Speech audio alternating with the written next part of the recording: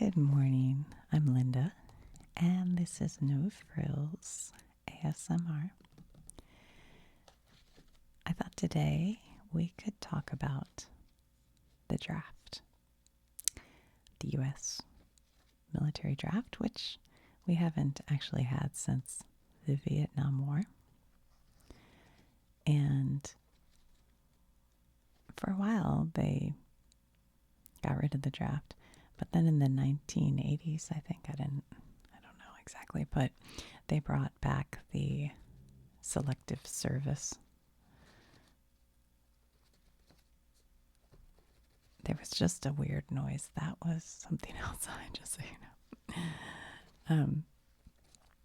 And so for the selective service in the United States military, all men,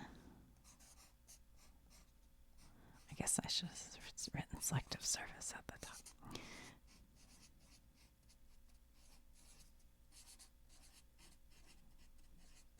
All men ages 18 to 25 must register with selective service. I did a video about all the different branches of the U.S. military. I'll try to link it. I'll put it in the description. Along with another video about, well, we'll talk about it in a minute, but I'll try to put some links in the description if you're curious. And I may have talked about this during that video. I don't remember. But I'm bringing this up because somebody asked me in one of the comments, I think, about whether I thought there would be a draft because of the current military action that is happening between the U.S., Israel, and Iran. I would say no. That's probably not a concern you need to have. And I'll talk about that a little bit, about why and the options that there are. But it's not a, there's sort of a no but. But the but, I would say, is a big but. I like big butts. Anyway, so if you have anxiety about that, I wouldn't. Don't worry about that. That's not very likely. Let's put it that way. For a lot of reasons we can talk about. But anyway, so all men who are citizens or immigrants who live in the country have to register for selective service. And in order to actually have a draft, and here is one of the things that has to happen, the president can't just say, we're going to start a draft.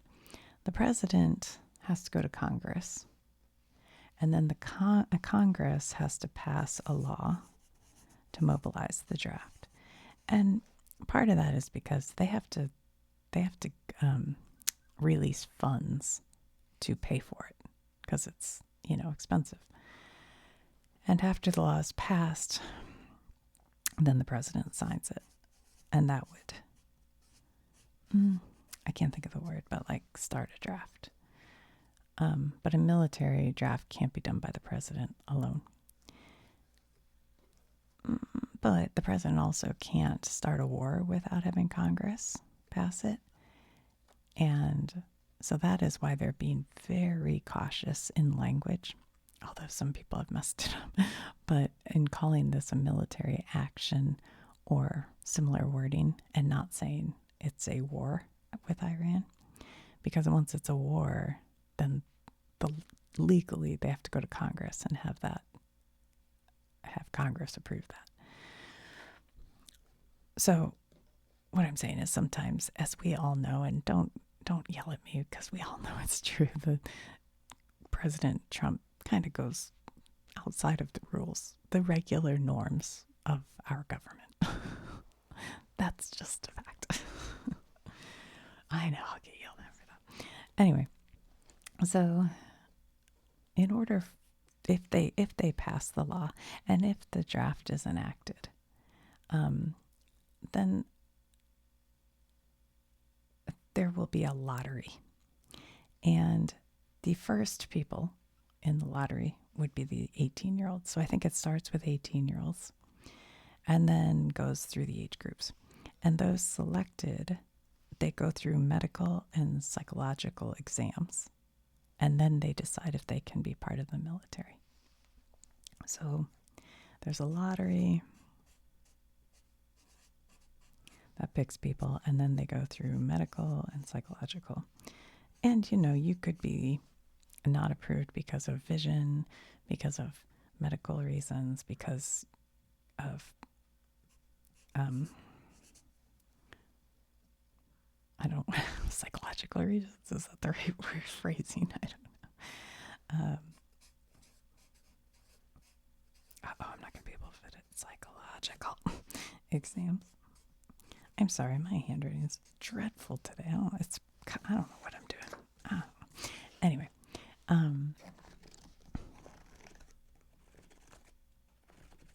so that's what happens, and then they keep going through them. Now, I remember during the Gulf War in the 1990s. I'm pretty sure this was the one. I had, a stoner friend who's like, was worried there was going to be a draft, and so he kept talking about cutting off his finger so that he wouldn't be accepted into the draft. Oh no. It's like, well, I don't do it yet. Don't do it yet. But the reality is, even if, well, okay, the thing with Iran is there's really not a great reason to have like boots on the ground soldiers. They can do air raids. They can come at it from the waterways. Iran's huge. I mean, when we still are in Iraq and Syria, and there are hundreds of thousands of troops during the Iraqi war who were sent in. And I hope I'm getting that right. Now I'm questioning that, but I think that's right. But Iran's different. It's a much larger country. It's like 90 million people. They have a gigantic, as I understand it, ground force armies. I think that's right. And they have like mountains, and there's deserts, and there's water, and there's just a lot to deal with.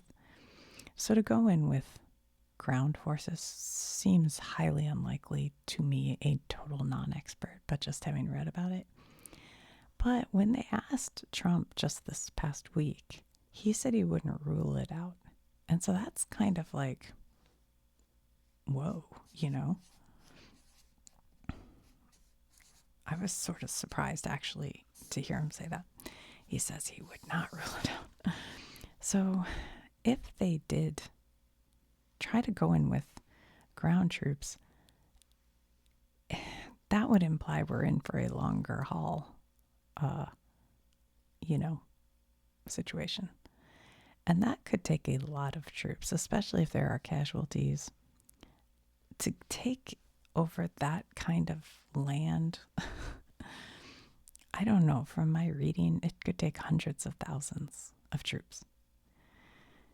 So in the highly remote possibility that we went into a years-long war on the ground in Iran, then you might need lots of extra troops.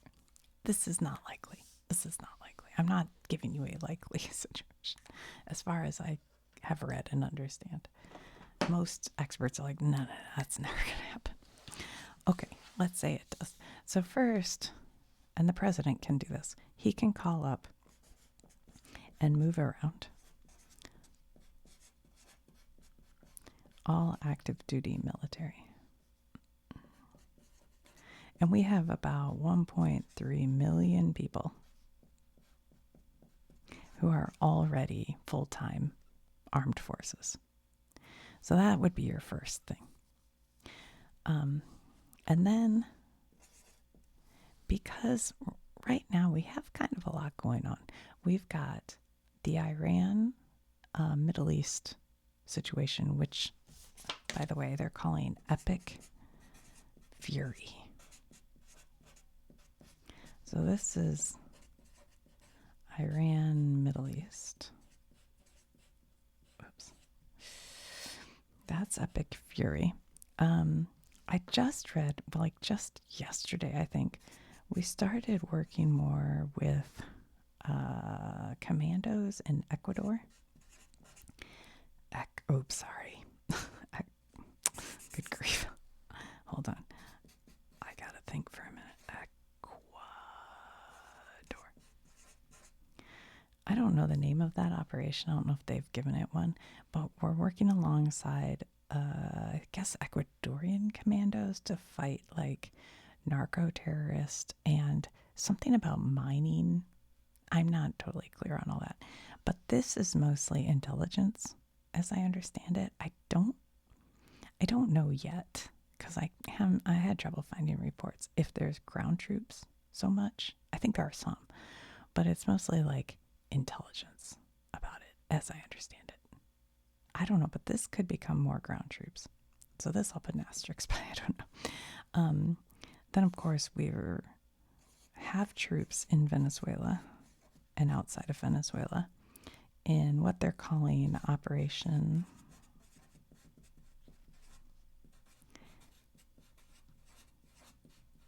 Absolute Resolve.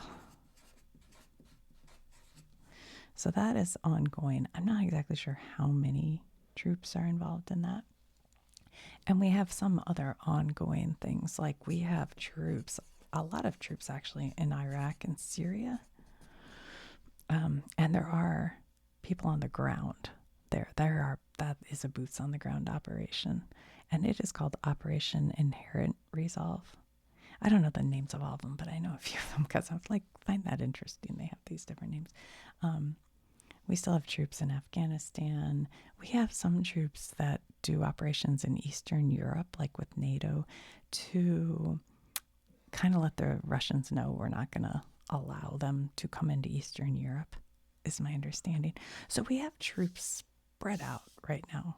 And there is talk from Marco Rubio about Cuba, and they said a friendly takeover. I don't know exactly what that would mean. Did you guys read that? I don't know. That's Cuba. And then I also saw, well, Trump before said Colombia, something about Colombia. And then, of course, there's still on background noise here, the Greenland and Canada. I don't know about any of that. I don't know what's happened with Greenland since he sent he sent a aid ship, like a hospital ship there. That's the last I heard about that.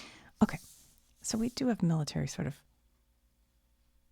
doing stuff a lot, but we have 1.3 million active duty, and right now I think that's good.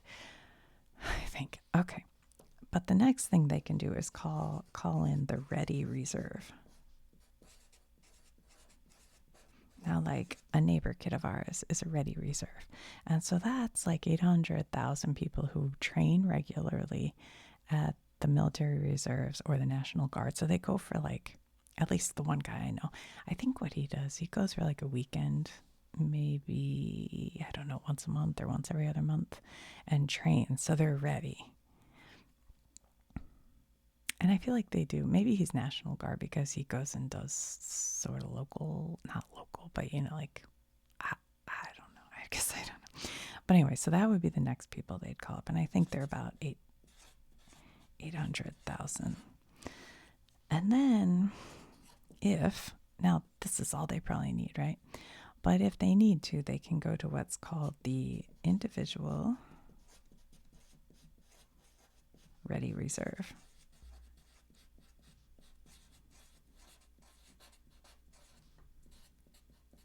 Or IRR.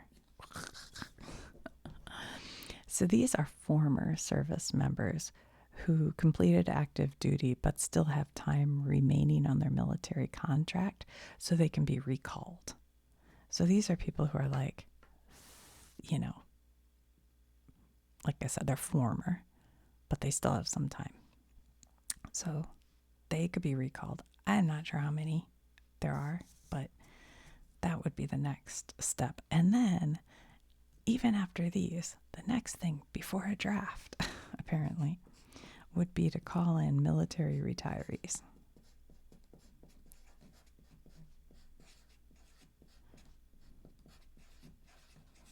So this would be like an extreme situation where some of the retired military personnel can be recalled to service. But as I understand it, all of these things happen before you'd even go to Congress for a draft, unless you knew you're going to need tons of people and you know you're going to use up these. But so it would be a long haul before you get to a draft situation. So only if these sources were insufficient would this ever happen. Now, one thing that can happen, that happened like during World War II, and this is another video I'll link below, but during large wars, the government can also direct industry and labor to go towards military production. So I did a video that was called,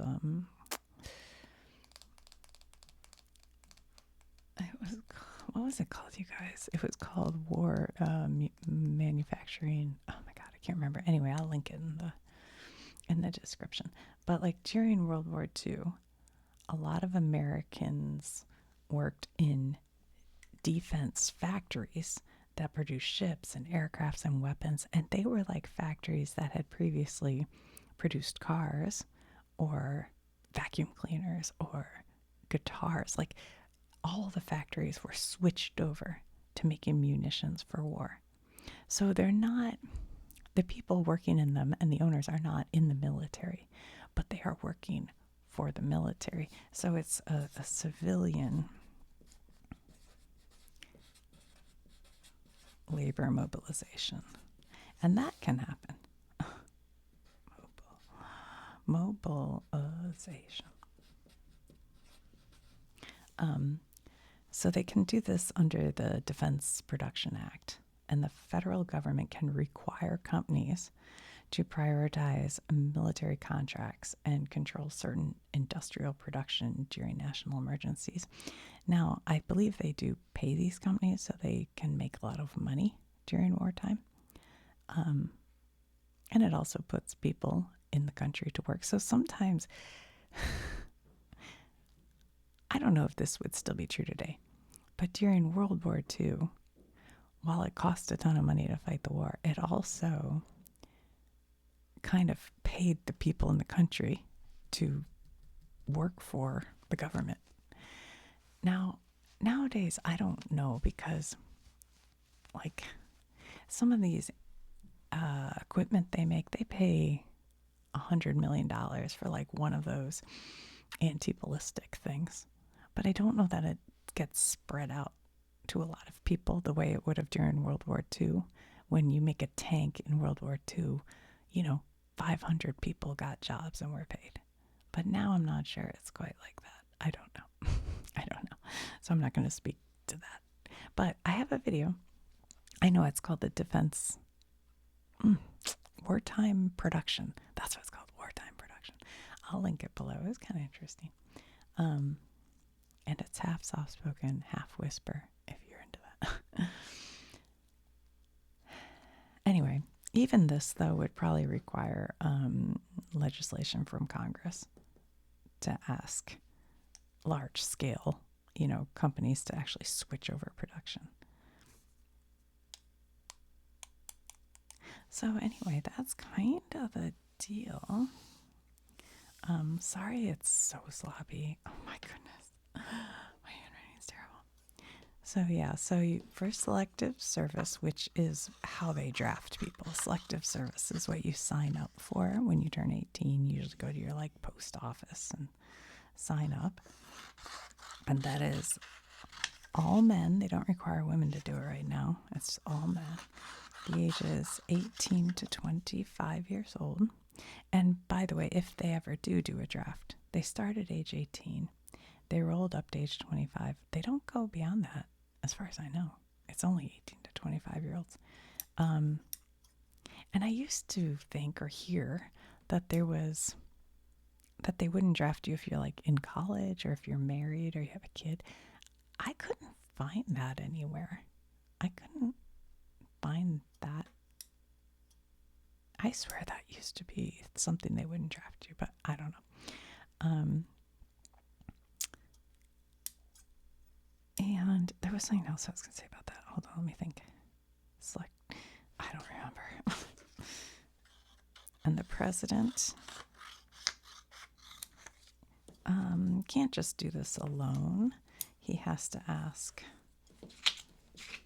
go to Congress and have a law passed.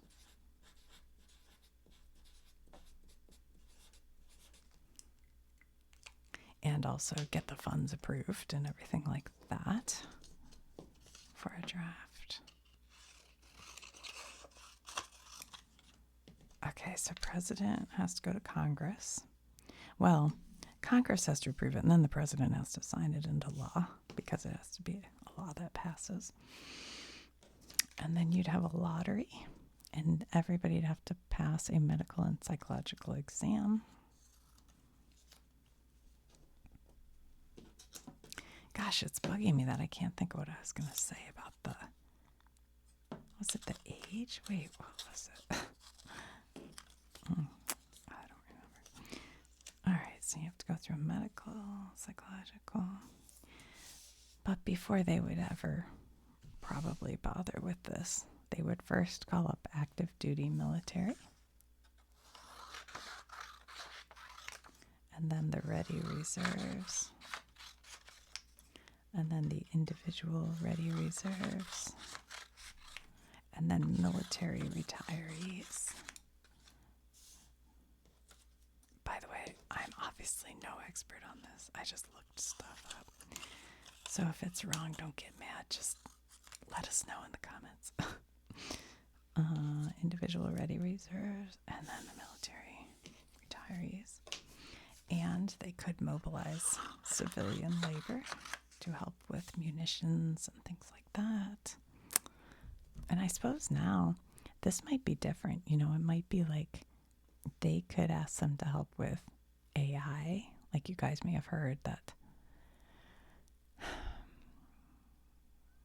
the AI company, Anthropic, like wouldn't agree to all the I'll have to look it up. I'll do maybe a separate video on that. But basically using AI to I think it's killed people. I'm not sure. And so they went to OpenAI and they said, yeah, they'll do it. It was like for military use. Anyway. But there was a little more to it. It was a little more to it. But so I don't know if this civilian labor mobilization could include a lot of things that I haven't thought of yet. You know what I'm saying? like AI's type stuff. I'm not sure, robots or whatever. I don't know. So yeah. All right, guys.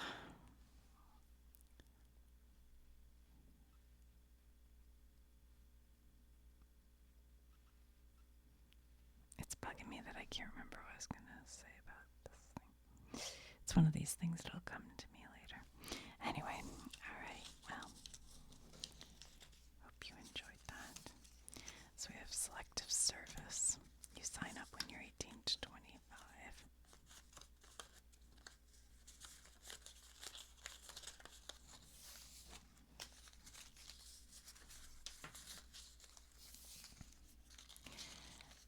Like, if they even were to go boots on the ground in Iran, and it were to last, like, for multiple years, it's sort of like, I don't know. We just have to kind of hope that doesn't ever happen. Because then what if you change administrations? Like, you probably wouldn't need the draft. Okay, let's say President Trump does that. Let's pretend in a crazy world that he puts boots on the ground. It starts, I think for the first couple of years, you could probably use these people. It would take, I don't know, more than well, I guess it depends. I was going to say, I think it would have to last a while to ever get to a point where you're, and then you may have a different administration who may have different ideas. So basically what I'm saying is, if you have anxiety about being drafted, it's probably not going to happen. And also, thank all your active military people.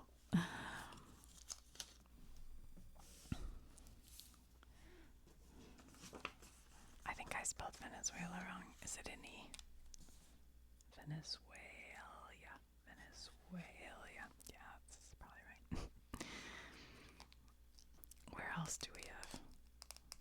I feel like I'm missing some things. I'm sure. Oh, I know I'm missing things.